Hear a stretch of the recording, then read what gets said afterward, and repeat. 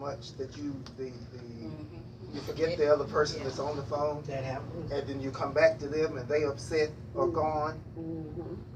And what if that person was about to offer you, I need you to come by and buy a policy that's a couple of $1,000s in your pocket for commissions, and you just upset them by choosing not to be courteous and say, I want to give you my undivided attention. I have someone on the other line that called me before I got your call. May I handle them so I can give you my full attention? That's a habit. And I think another thing would be a solution is we have to learn how to stop being people pleasers and just say yes because our loved one asked us, and not say, oh, well, our plate's already full, but we have to learn how to say no. Yeah. Do we also have to learn how to clean our plate and not have things piled up? Sure. Because I have found in relationship, the reason folks have some of the problems they have is they have backed up things to get done. And when some person decides that I'm gonna do all these things at one time, they don't all get done well. But we've let it piled up rather than taking care of it at the time that we're asked, when we have the time. Well, it says here, and I like what Leslie said a moment ago, it says saying no means you have time to focus on your own creations, tasks, and projects rather than responding and reacting to the request of others. So back to what you just said there, learning how to say no, and then getting into your own space, your own creativity, because doing things for others never gives you time for yourself. Now, let's clarify that, people. Doing things for others that are not directly in the same line of focus as family. Right. Because how many times have we, as insurance agents, put our family on the side, talking to her and the phone rings, and you say, oh, wait a minute, I gotta get this. We do that all the time. You don't got to get that. That's a habit. But it is a habit because we have then just made this more important than their significant other.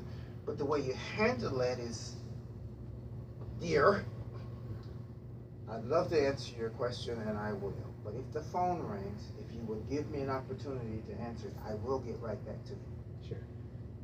We don't do that. We just interrupt. We just keep going without explanation. And that's when we get that thing. Y'all don't get that. But I get that. You don't talk to me. You don't listen to me. You get that. You get that. Terrence, Jermaine, P-Main, I know I'm going to pronounce your name wrong, but if you can pronounce Chrisalorus, Chrisalorus, Gustavus Jackson, then, and I mess up your name, you are more than welcome to mess up his name. We always do. So, Willie and Wendell, welcome to the show. Welcome. Let's take a moment just to introduce ourselves so people know who they're talking to, and perhaps how to get in touch with us so that we can invite more folks to make comments and even contact us should they need some of our services. Go ahead. Again, my name is Leslie Labar, and I am a faith-based specialist for Child Protective Services.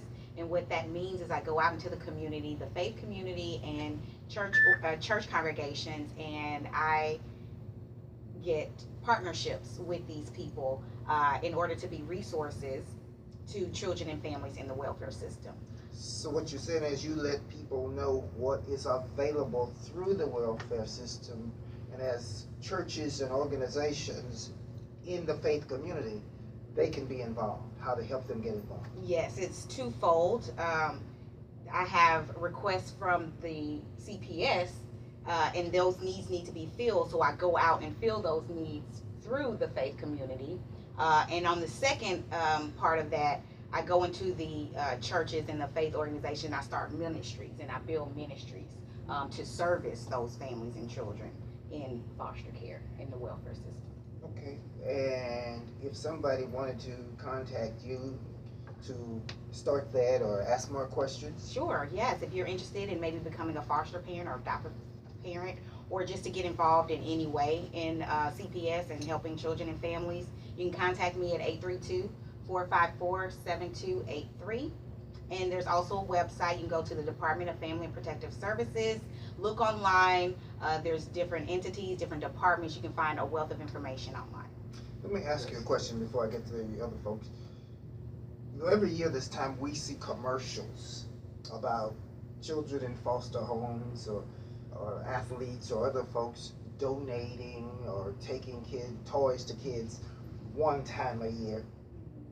What do you think that children need more than a toy? They need connections. They need physical interaction. They need mentors. Would be my best thing to let you guys know of ways you can help. They need people who will wrap around them and love them. Don't necessarily have to be, there every day, but maybe once a month, just to build a support system. Our kids need support systems because one day they won't be in foster care anymore. One day they'll be adults. So they'll definitely need to have sustained some great relationships along the way, even though they're in a broken situation. Absolutely. Wow. Absolutely.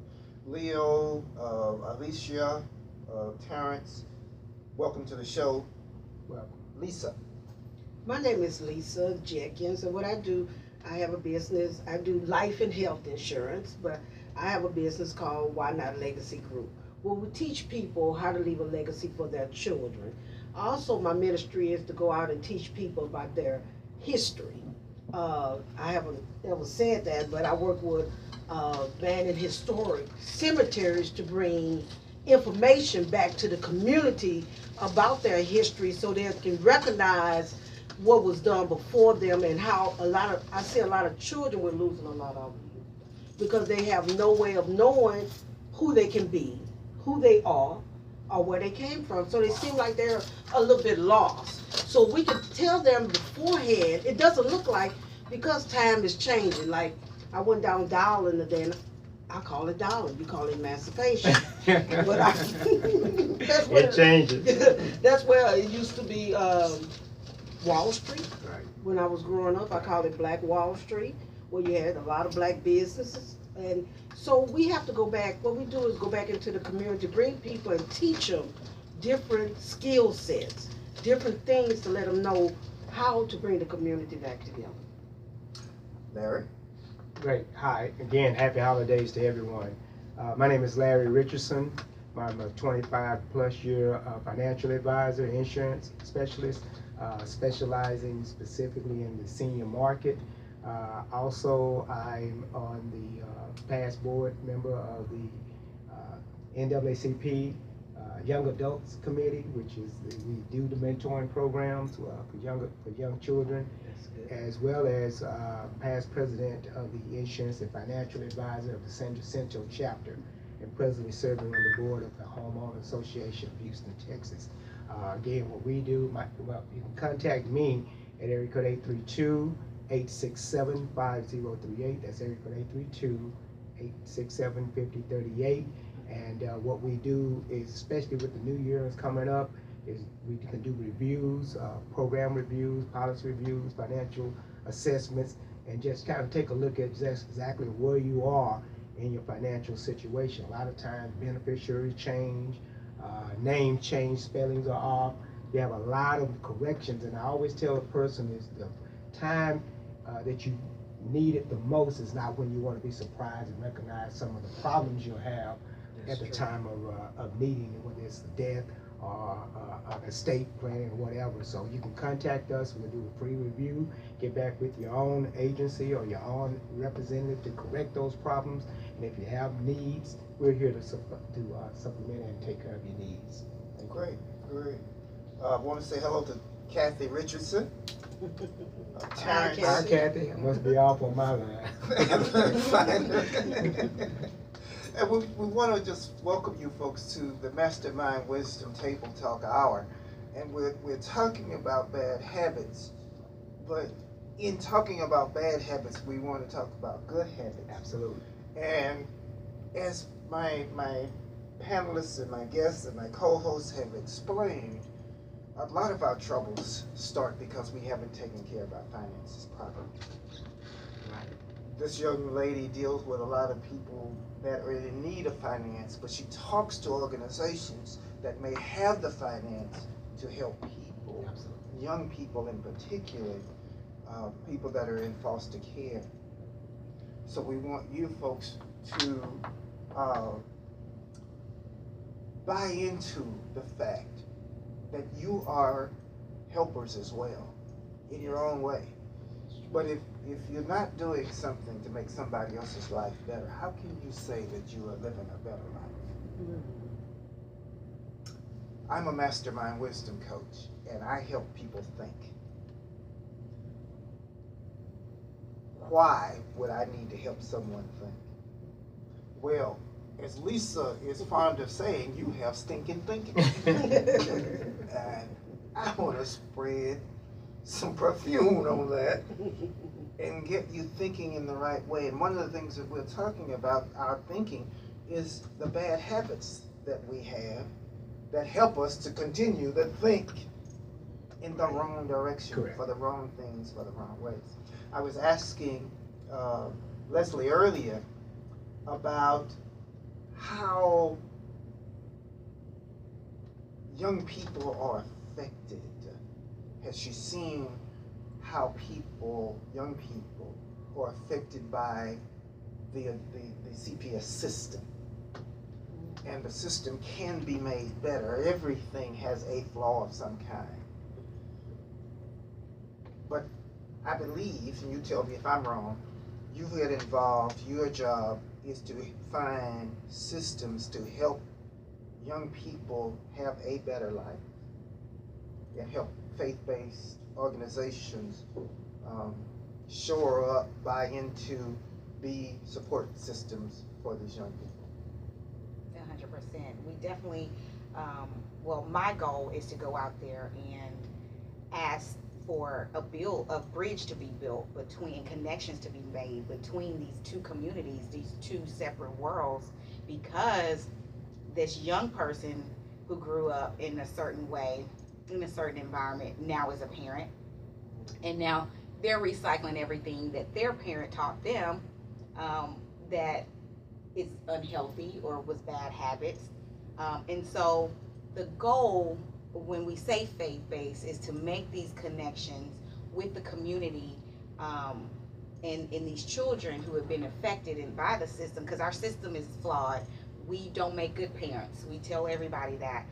So we need other people to come in to be resources. We need other people who have a loving heart and a loving spirit to reach out to these families and to these children who may have gotten a short end of the stick, who may be stuck in a cycle because of their generational cycle or curse or whatever you want to call it.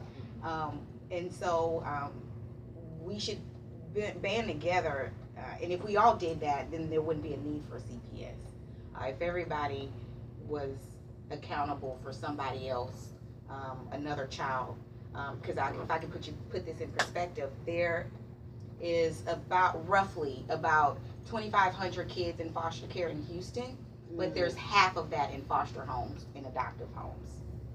But if I go to church and each person in each church were to become a foster parent or adoptive parent, why would we need CPS, right? If we all reached out to be that bridge for someone or be that support system for someone, we wouldn't need CPS at all. I'm sure, I know growing up, you have certain people or kids, friends that may come over and be like, oh, such and such got kicked out of their house, mom and dad, can they stay with us for a little bit? It's something as simple as that. You know, see the problem first and intervene before it gets to, oh, my child is being taken away. Right. If you see it in the community, reach out and say something rather than just turning a blind eye and not saying anything. I think it's like a huge mistake that we all make. We want someone else to take care of it. When these are our kids in our communities, and we want to make sure we keep our community strong. So let's go ahead and intervene in our communities when we can and when we see it, even in our churches. Absolutely. Right? Would you agree that we have a lot of dysfunction, not that churches are dysfunction, but there is a lot of dysfunction in the church because we are not focused on community or service to folks that are less fortunate? I see that a lot. Not the focus is just different. The focus I've seen is more in-house. They don't necessarily go out. And so that would be my goal, is to show them that they can go beyond their walls and reach people in their communities. Because believe it or not, I've gone to certain churches and they're like, oh, there's foster kids in our community, there's foster kids in our neighborhood. And I'm like, yeah, you know what I mean? Like, it's just a bubble, I think, that a lot of them live in, or they may forget where they came from, or their parents may have come from, to know that this is, abuse is real, and neglect is real, but they don't realize it. And some of them, it's just about putting their feet to the fire so that they, okay, well, you preach about this, we talk about it, you teach other people about it within our congregation. Now, what are we going to do about it? Where's the action part? So that's the missing link, is the action.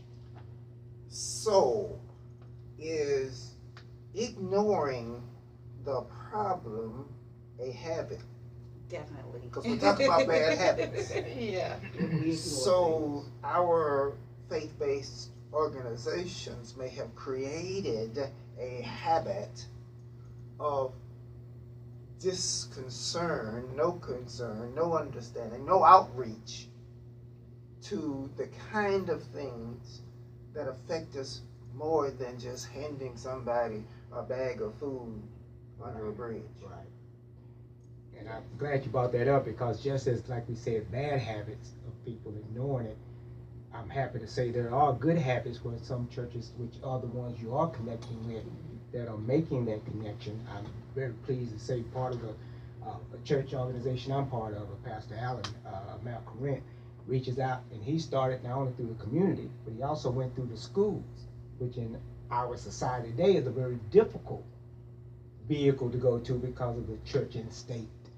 But he was able to make contact with me, and our church family has gotten together and went through the schools through the mentoring program, which helps identify some of the issues you just brought up, and through those schools, which is right, in there's almost a church at every corner, and there are schools on almost every corner. So one of the visions he had was to go out and connect with the schools, which is connecting to the community, and we've seen success. And in fact, we're starting up a brand new program, a Joshua Project, in January, through our church organization, doing exactly what you just said. And that mentoring program is what it said. And I've always said the biggest complication I've seen on any situation for child plight or whatever the situation is they've not been exposed to an environment of anything different than what they've already grown up in. And that's why, people say, well, Larry, you're always kind of in a suit or whatever. What's that all about? Well, I don't dress for myself. I dress because there's young men and women out there that haven't seen gentlemen in suits and dress and pants up and shoes shot, so that you have that exposure like I had when I was growing up, and say, hey, what is he doing? What does he do that he wears a suit? And once you can get that opportunity to open up that door of communication, you can say, well, this is what I do, and this is what it takes, and this is the road you lead, and then you can mentor those children who will come up in that direction. And the most important thing is you're giving them the choice. Some children just don't have choices. They don't have options. And being exposed in these environments, and what we do is to give them a choice, give them an option. And I think that's been a blessing there. So I commend you on what you're doing and continue Thank good work. you. I think the big thing about it is churches are just used to doing things the way they've normally been doing things. Yeah. It's just about tradition. Like if they've continued to do something a certain way, you have to break out of tradition. It's all about tradition a lot of times when I go into these churches. So if there takes a person to have an idea and bring it to cutting and creative the leaders, edge, yeah, right? And then get them to actually feel, that idea, and then to make that be a part of what they continue to do. Absolutely. So it's a challenge sometimes, but then it's rewarding as well when you come to a church who says, yes, I do want to start a ministry ongoing.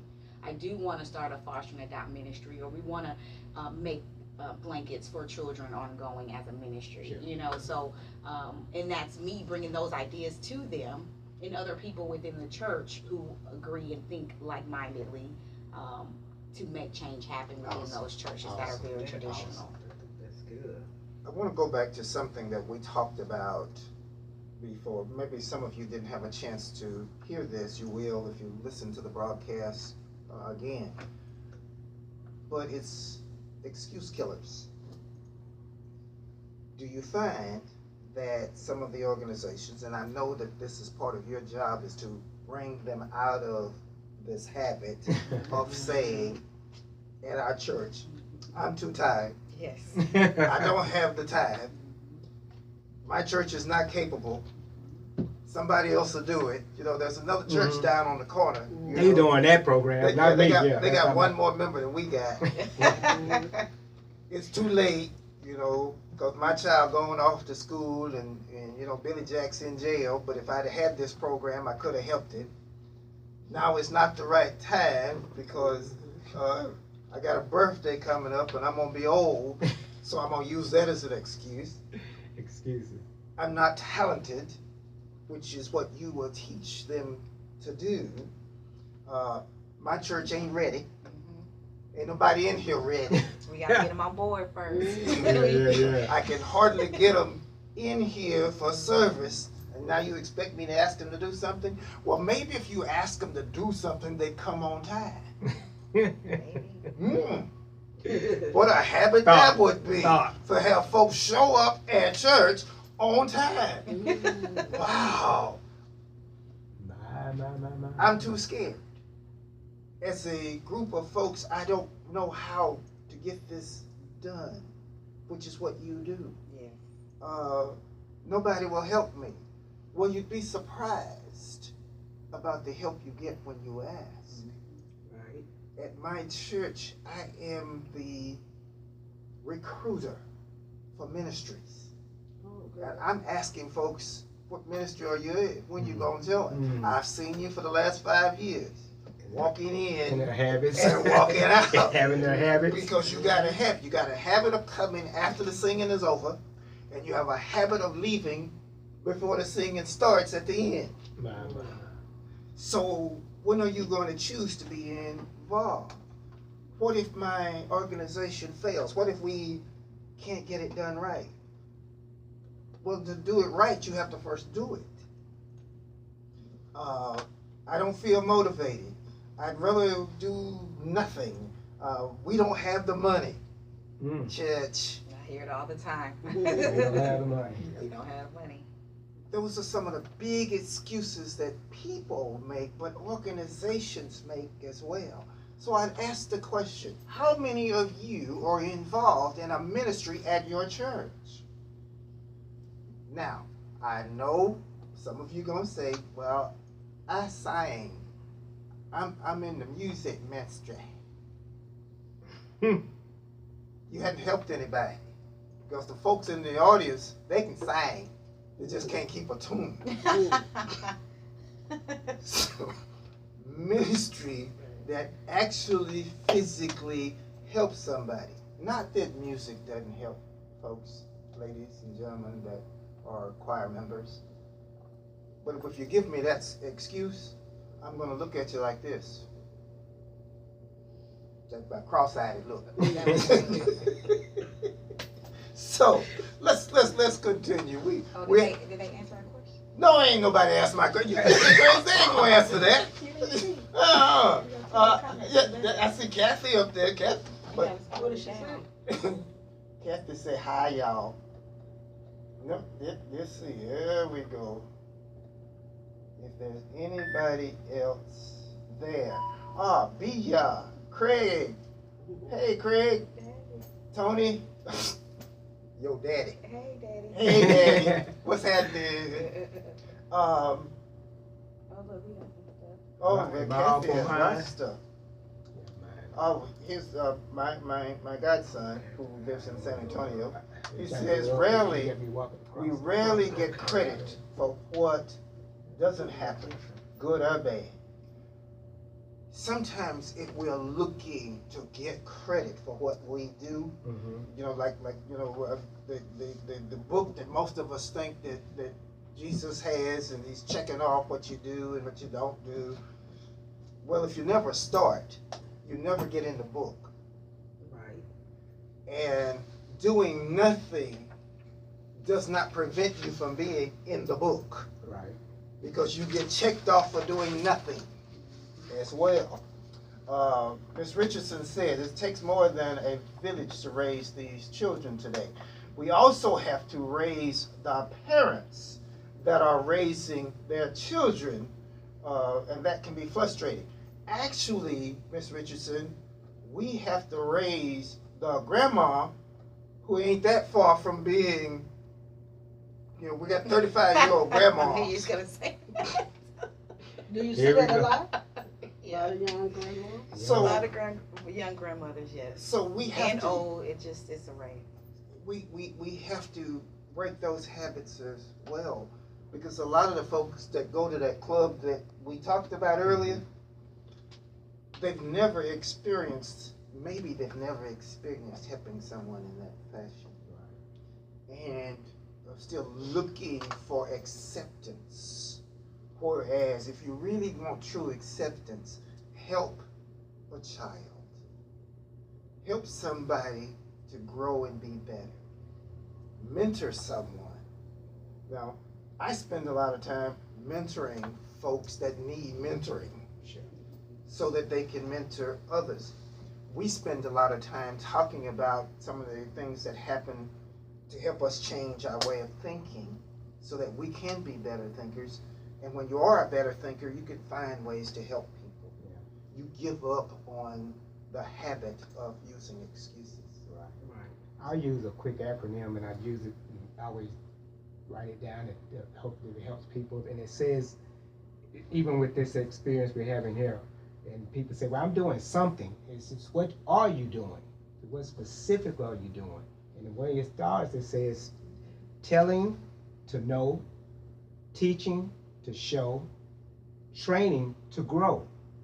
We only do what we're trained to do. So we have to get that exposure. They have to be trained. They have to have an avenue such as this, programs like this, people going out, getting involved, and people being involved, and having volunteers to come and get involved to get this type of results that we need in our children and in the systems that we have right now. So, you know, we can only do so much, but you have to really understand, you have to see it, you have to be an example of it, and we have to, it starts with us. And once we do our job, our part, then I think it grows to be a more successful program. I want to say hello to Bobby Labar, Nikki Mills, and just welcome you folks. Thank you so much Welcome, for everyone. joining Welcome. us. I want to talk, we're going to spend the rest of the time talking about a couple of more topics, and then we're going to let these young folks go. An hour and a half is a long time. Our show is 2 hours, y'all. And we can definitely fill up 2 hours. We can fill it up. We can fill it go by fast, doesn't it? So what? Did we just get Almost started? hour and a half. Yeah. But We hope acting there's- on directives of your inner critic. Acting Inner critic. on directives of your inner critic. I'll ask the question, do you guys have an inner critic? Do we here have an inner critic? What does that mean? It means for me, it means at the end of the day, I go back and analyze everything that I said or did. I think about it. What did I miss? What didn't I do? What can I do differently? What did I have to put off because of whatever reason it didn't happen to the next day? And where is that going to be in my priority system? Right. That inner critic. If I hurt someone's feelings, now let me clarify that. I believe that people choose to be hurt. But if I said something and people are not as capable as I am of understanding that being hurt is a choice, then how do I say things differently so people don't make that choice to be offended by what I say? Right. Because I know I have the ability to offend. What we don't take responsibility for is knowing that we have the ability to offend, and then we choose to offend because maybe offending people is a habit. Saying critical, ugly, negative things may be a habit. And how do I break that? Now, I believe people are responsible for their own emotions, their own feelings. But did you guys know if you choose to learn to manage your own emotions, that you can manage the emotions of others? Do you think that's possible? Yeah, I do. That's powerful, though. I think more of us should learn how to do that. More of us should. It's called emotional intelligence. Something that I teach. When's that class? That's all. Speaking of classes, on the fourth Thursday of every month, we have a networking session here in our location, located at 2646 South Loop West, 2646 South Loop West, Suite 378, zip code 77054. And the phone number? The phone number you can call is 832-441-9317. And what we do here is our location is a training center. It's also my office for doing workshops and coaching and counseling. So you're more than welcome to contact me and spend some time. I'll spend some time with you. Even with the churches that you go to, if they need some additional help on leadership, to how to handle that, how to go through that process of becoming a leader, I do that as well. Okay. So I can be a support system to your support system. Awesome. I'll put you down as a partner. That's what you do. Yeah. And Utilizing resources. I'm glad you mentioned that, because that's also what this show is about. Bringing people on that have sources, that are sources, that can be resources to not only just us, but our audience as well. So it is 6:30, and what we're going to do now is talk about, for a few minutes, some of the things that you guys would like to see done, some of the things that you're going to make changes for 2019. I know I caught you off guard. I'm thinking about the long list of stuff. He took it to It's the like, beat off the script, and we on hold. hold on. Let's close up the script. And, That's not on the script. That's not on the It's not the script. way, guys. Okay. Yeah. So what habits are you going to change? Let's do it that way. I think we can go on these 10 commandments. That's another script. Oh, that's Ooh, number yeah, one. that is And we can another just one. say these habits. Yeah, Yeah, that will work. Let's talk about 10 commandments of being money smart. Let's talk about that for a minute. Go ahead. Give me what? That's definitely a goal. Oh, okay. Before we leave, I need to get your information again. I think you should give it out again, because I need you to come to the church, because in growing up, because I'm older than you, you know that, but in growing up, the community always stood together on everything, and the community is divided due to different things, immigration, just different things. So what can we do in our community to be able to be a resource to you, to help? What can we do to bring you to some of the churches? Oh, that'd be perfect. I mean, just the contacts. I mean, basically, if you have other churches that you guys are friendly with and you have connections with, just giving me names and making connections. Because if you think about it, each church can be a resource. So, and like Larry said earlier, there's a church on every corner.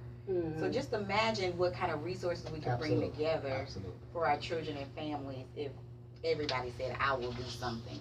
So just your church and your leaders saying, well, we want to go beyond our walls and outreach and do certain things or develop ministries, I can be an assistance in any of those ways. And I think that goes with everything that we're saying and doing. Legacy building, insurance, changing the way you think, changing your habits, changing your mind. And I think we all need to come together like that. So give your information again. Yes. Again, my name is Leslie Labar, and I'm the faith-based specialist for Child Protective Services. And you can reach me at 832-454-7283. You can also go on to the Department of Family and Protective Services website and research any information that you like on any topic, being a foster parent, adoptive parent, a volunteer, mentor, or just reach out to me personally and I will assist you. Great, great. Well, now we're beginning the 10 Commandments of being money smart. We're going into 2019. 2018, what did we do with our money? I spent it. Okay. I double spent mine. You don't. I'm in the red. So, being a financial advisor, how do we help? How do you get yourself out of the pink? Yeah. I put the young red. Right. And it says, you know, at the beginning of the year, we come up with habits. We're trying to make better and better habits. People want to lose weight. They want to say, they say, I'm going to lose 60 pounds by summertime. Or they want to save $10,000 by September.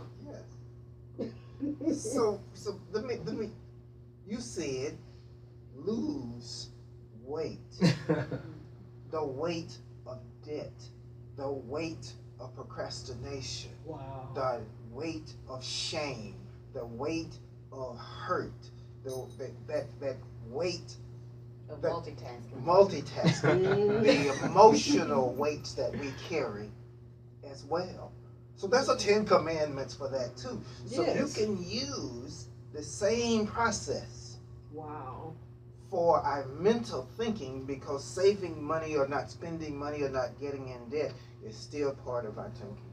Yes, it is. So Change your thinking, change your... change your behavior, change your life. Great. I'm going to remember that so I won't have to ask every time. Oh no, ask me. That's what I'm here for. Okay, it says, have you ever looked at your bank account 3 days after getting your salary and found you barely have anything left? Or after a client pays you for the services, do you find yourself spending the money a whole lot faster than you earned it? What tends to follow those bouts of dissatisfaction with our spending habits are promises to do better the next time. Don't we always promise? I'm going to do better Christmas. Next month. Next month. Not even Christmas. Christmas Give it to time, I'm next not going to month. spend all that money. Then the last day you go spend. How many times have you gone to the register at Walmart and slide your card and cross your fingers? And your toes. And then when it don't go through, you got to put something back or say, dog, something is wrong. That happened the last call time. my bank. Let me call my bank. Put that I'll be aside, right back. I'll be Okay. And then it says, but a lot of time the cycle repeats itself. No matter how hard we try to be good, get rid of the stinky thinking, we need to come up with a spending plan. And here are the 10 commandments, and I'm just going to say, thou shalt write a budget. Now, how do you write a budget? Those are things that we need to learn. We can Google a budget. Sure. We can go to people like Larry, any of us, to do a budget. Absolutely. And that is just a solid rock way to better grasp your money management, knowing what's coming in and what's going out. Shit, my dad don't tell me that every month. Yes, you have to monitor your spending. You have to know. And know what's going out and what's coming in. And there's a lot of tools. I use this now because of the society we live in. A lot of tools on our apps that can actually monitor those for you and give you some updates on right now. So, and you can Google that, budget apps and or budget information, and you can get that and start basic. That's the most important thing. It's just like habits. It's not going to happen overnight. You're not going to become a financial whiz and genius and all of a sudden find money in the bank. It's going to be little bitty steps at a time. There's a book out that I just recently read. It's called The Slight Edge by Joel Osteen, not Osteen, but Osteen. And it just says a little bit at a time, over a large period of time, make great strides. You just got to do a little bit, just a little bit of change. Now, even today, the things you heard and things that you're getting from our program, you may want to run out and go, I'm excited about it. And emotions is one aspect of it. Right. But we want to go out and try to change the world overnight. We didn't get to this point overnight. You got to this point over a period of time, little bit by little bit. So what you want to do is do something different literally tomorrow. Just make a little difference tomorrow, and then a little bit the next day, and a little bit the next day. The slight edge is that over a period of time, you've come a long way. One of the things that I've done, based on some of those 10 commandments, is every time I get a $5 bill, I save it. I don't spend my $5 bill. That's great. I spend my ones. I will break a 20, praying for a 5. Whatever I change, I get. What they give y'all? $5 and all that 20. When they break the money, what do you do? All 5. You go to, no matter how you come. No matter how I get them. They got go into my savings fund. Got One it. that I keep at home. Got it. Now I have regular deposits in the bank. I use my credit, my bank cards, my debit cards. But anytime I use cash, if I get a $5 bill, it's going into savings. We often talk about, you've heard people talk about the fact that they need an emergency fund. Absolutely. And I tell you, it only becomes an emergency when you don't have the money. That's true. If you have the money, it's an inconvenience. But if you don't have the money, you can count on it's an emergency. Yeah. Right, Tony? Yes, Tony, right. Tony, yeah. And Reginald, welcome. So, keep going, Lisa. Then it say, thou shalt follow the 50-30-20 rule. Now, I don't know what that means. Yes, right there. Okay. One way of writing a budget that works for you is by following the 50-30-20 rule. Here's how it works. Your fixed expenses, that is, those that you do not change often, for example, rent, electricity, phone bill, should not take up much of more than 50% of your earnings. Mm-hmm. That's a good one. So I'm learning today. And then allocate 30% to your day-to-day expenses account, which includes cash you need for buying lunch, groceries, or entertainment. Finally, direct 20% of your income to important financial investments such as savings and retirement fund. But they left out something. Absolutely, you know it. What did they leave out? You gotta give. Give what? You gotta give to the church. You gotta give your percentage, your 10% or more. You start at 10. And if you can't, give 1, 2, because a lot of folks have to work up to that. They believe that they cannot live if they give away 10%. Well, Try You it. find yourself Yeah. wasting Yeah. 10%. try it. You'll find that first of all, it's your faith. And then once you got your faith straight, you'll find out that you can't outgive God's giving. He owns it all. It's not yours in the first place. That's the first and foremost. If you realize you've been on his steward for what he gives you, then giving him 10% minimum start is just a small portion of what he's giving you. So take into account, that's back to that attitude of gratitude. My first thing that I always use in financial saying is to sit down and start listing the things that you're grateful for. And you'll find out you have a whole lot more things that you would normally have. And that takes some discipline in itself. Sit down the 1st of January and list as many things that you're grateful for. Once you've accumulated that, and it doesn't have to necessarily be material, be what all the things that God has done to you, you can't outweigh that. And then you give back only 10% of that. That's a small portion once you put it in perspective. Part of that perspective, Larry, is most people go to church to get my praise on, get something from that the pastor says. They don't go to give praise, give thanks. You see, when you go to get all the time, and especially from the church where it's the place that you will find yourself more offended than any place else, because you're going to get something. So what happens is, if the usher don't speak to you, you didn't find your parking spot that you normally park at, but you an hour late, preacher didn't speak to you, ushers didn't say hello, they didn't save your assigned seat, they didn't sing your song, it's too cold, too hot, baby in front of me, baby behind me. You're going to get. So you're more focused on what you should get rather than what you should give. And if you're not giving thanks, if you're not giving praise, you're going to leave there empty. Chris is almost back to what me and Leslie just said earlier. First of all, if you get your listing and your priorities straight, and you get your attitude of gratitude straight, there's a church on every corner. Find your church that will allow you to go and give than for you to always go and get. There's so many churches out there, and there's plenty of to choose from if you're not getting what you need to satisfy your spirit. That's why you pick the church that God leads you to, and you'll get what you need to get out of it if it's been properly perspective in what you're looking for. Part of that, again, we step in church expecting folks to hug on us, but we're not ready to hug on somebody else. So is that a bad habit? Yeah. Is that a bad habit? That's not only a bad habit. Again, if you bring an attitude, you're going to keep an attitude. So part of that, and I know that we're going to wrap up in a few minutes, but we're giving you a teaser for next week with these 10 commandments. 10 commandments. So we do that to help you all come back. I want to wrap up because if we get started on this topic, it's going to carry on. It's a good topic. I I already knew it would be. That's why I So, said it's a topic of its own. We want you church-going people to join us.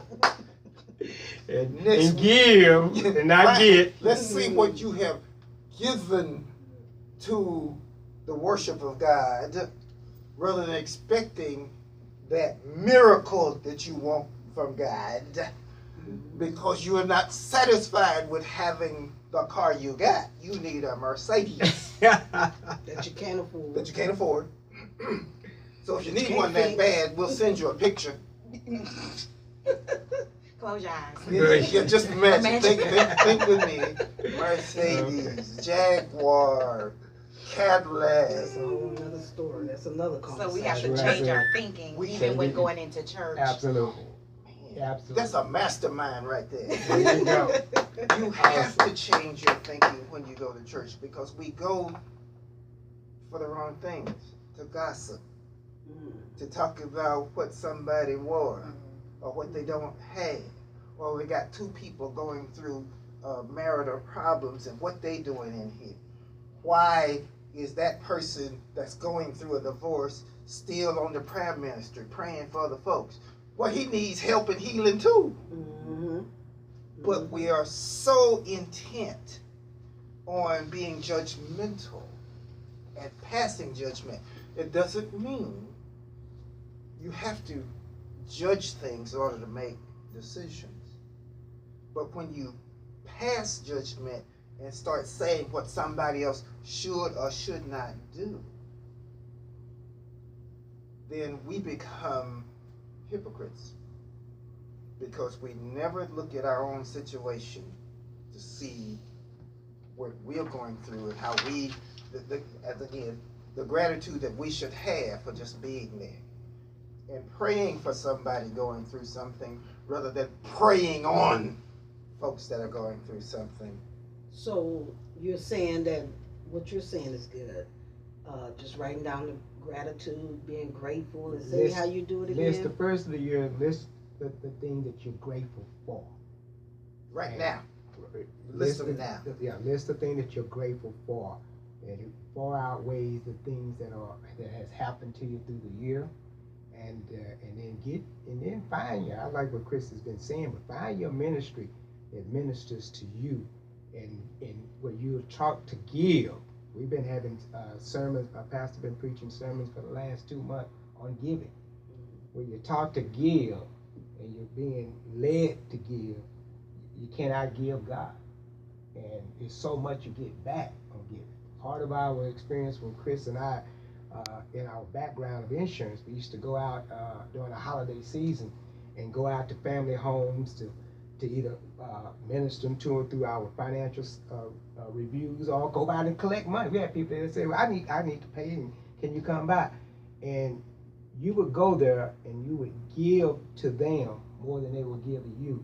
And you come back so fulfilled in your own spirit and in your own heart that, you know, you can't beat God's gift. No. And that's the truth of it. And you will find when you're giving to others, when you're servicing others, helping folks with what they're going through, You take away from it, it'll help you in your own situation. Because we know our stuff is just as crazy. Right, exactly. No, we're not above it all. But you realize somebody's going through something much more than you. So Yeah. it puts your problem It in puts your problem in perspective. That's what you have to do. Yes. Ladies and gentlemen, we love you so much. We're so happy that you have decided to join us for our Mastermind Table Talk. We'll be here next week, live at 5. We're going to continue on the 10 Commandments of Money Smart, and we'll have some other things that we're going to talk about as well. Tell your friends, tell your neighbors, tell your relatives that there is a counseling program for free. For free. Free. No cost to you. Don't cost you it don't It's cost you giving. nothing. Free 99. So I'm going to have my hosts here tell you who they are one more time before we sign off, and how you can get in contact with them for whatever service that you might have. Go ahead. In closing, again, happy holidays to everyone. It'll be after New Year's when we come back, right? Mm-hmm. So happy New Year's to everyone also. Again, my name is Larry Richardson, 25 plus years of financial services and advisory. Also past president of the San Jacinto Association of Financial Advisor, mentor in the NAACP, as well as the Homeowner Association of Houston. I want to close with one thing, and just as a remembrance statement. What I hear, I forget. What I see, I remember. What I do, I learn. But what I teach, I master. Thank you for the Mastermind Wisdom Program, University with Chris Jackson. Thank you so much. I like that. I think he said enough for me. My name is Lisa Jenkins, and I am part of the Mastermind team, and we always invite new people, new ideas. We also have a training center here at 2646 South Loop West, Suite 378, and I'm also an insurance and financial service advisor. My number is 832-441-9317. Send us messages. We can give you the information. If you want to keep it, learn it, teach it, just call. And Chris will give you his number. I love it. Everybody, again, my name is Leslie Labar, and I am the faith-based specialist for Child Protective Services. And what that means is I go out in the community and I form partnerships with faith organizations and congregations, and I allow them to be an extra resource in the community for our families and children that are affected in the welfare system. You guys can get involved by going on the website. There's a lot of information there. You can learn how to be a foster or adoptive parent. You can find out other ways you can help as well. And if you have any questions, you can give me a call. My number is 832-454-7283. I'm also a part of the insurance world as well. I'm a part of the All Type Insurance team, which is family-owned business, and we do anything from life, health, dental, auto, home. So you can come by and see us. Our telephone number is 713-432-1973. Happy holidays. Happy holidays. Happy My holidays. name is Chrisalorus, Chrisalorus Gustavus Jackson Sr. I am a Mastermind Wisdom coach, and I help folks change their thinking, change their behavior, and change their lives. I want to say thank you, Mike. I don't know if I mentioned your name. Tiffany, I don't know if I mentioned your name, but I'm going to close with what your wife says. She said, preach, honey. 10% is not enough. I'm coming home to All you, baby. that God has blessed us with. Not enough. 10%, It's a start. not even money, but your time, Talent. talents, And then your- treasures. not enough. Not enough. Wow. So until next week, audience family, we love you. Happy We New thank you, Year. and we'll see you the next time. All Love you. Love you. Bye. Bye. Great, great, great, great. Are we We out. We It gets better and better every time. Oh yeah.